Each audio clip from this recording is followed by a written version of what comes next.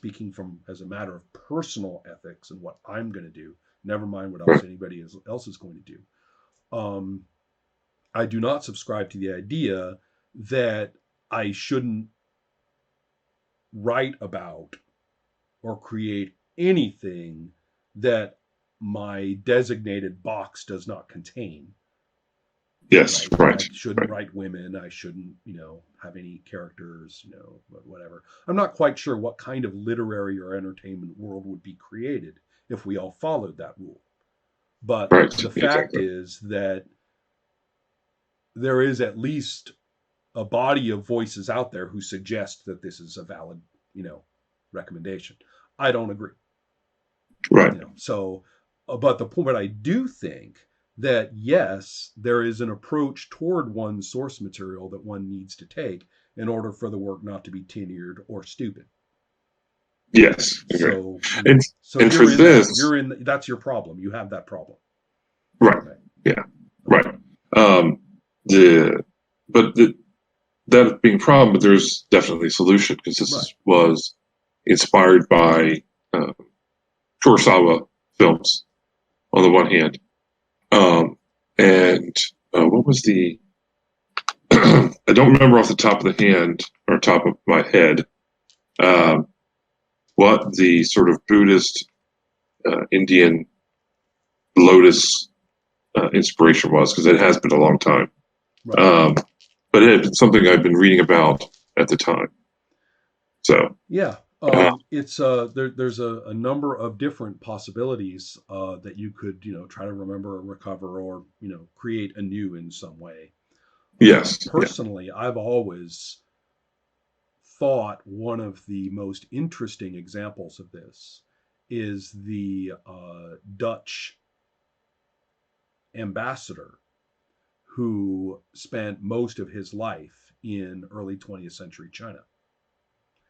And okay, he wrote a series of books in English um, that were set in 5th century China using the Western calendar, fourth or fifth or sixth century China, and they're very period, and they are modern detective novels. So okay, as with all modern detective novels, it has a very deep 20th century sensibility in lots of ways. But right, he freely like lifted and used existing cultural materials. In fact, he even drew upon a series of novels that had been written in the Chinese of that time, I think back in the 6th, 17th, or 16th centuries. okay, So somebody, this was a literary tradition in China to tell yeah, stories about this particular period with particular characters. right, And he said, well, I can do that. I love these. So he read them all and then he mishmashed the plots, made up new plots of his own, and released a series of books, which are considered modern detective classics.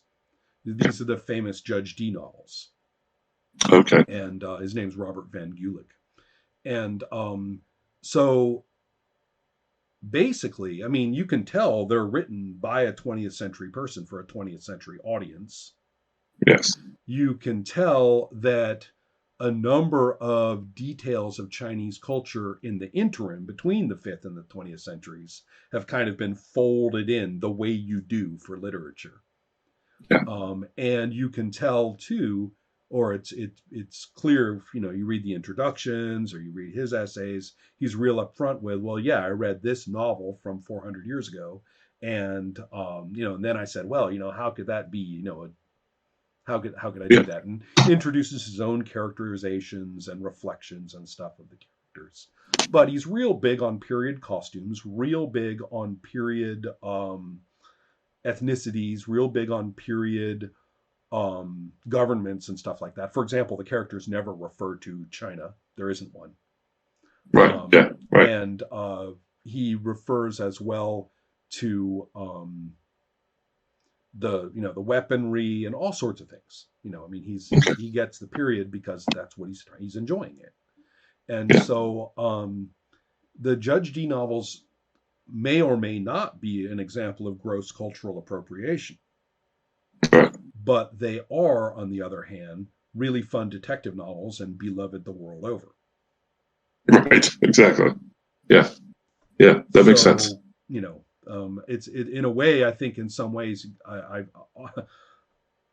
all I want to see is footnotes, and that people learned about it from non-derivative, that the person working from it is working from non-derivative sources like fandom or wikia or some series that they saw, which itself was 18 layers deep in this sort of thing.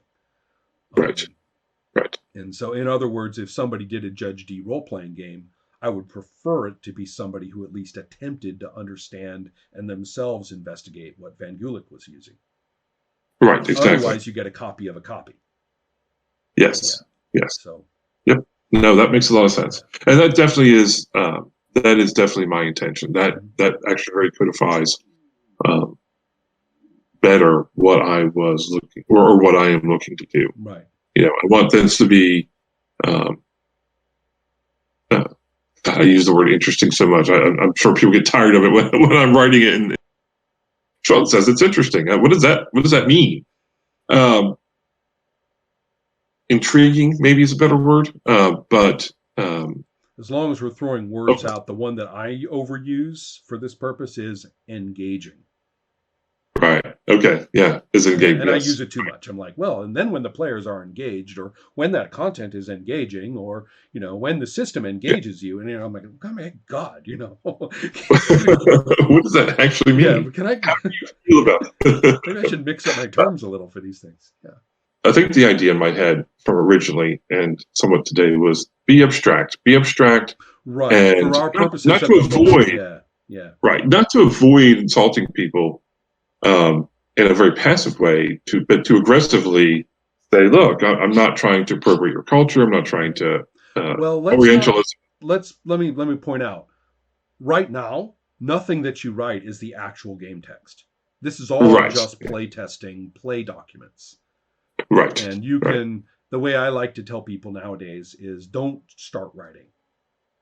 I Okay, mean, if you yeah, can't help it, that's a good sign. Go ahead and scribble it down.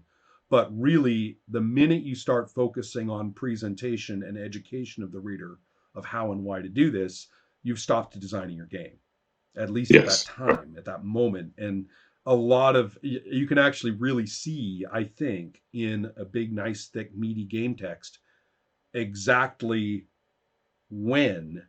I don't mean like how many pages in. I mean like as a process, you can tell when they stopped designing and started getting too excited about writing their paragraphs about how to explain it. right, And right. and Well, and because and one of the things that stuck with me from your comments from years ago was had just enough setting, and right, that so that's at the time it was important and it's still important. I was just enough setting right, for people to be able to engage right, right, with the right. background, just enough background, Mhm. but not too much.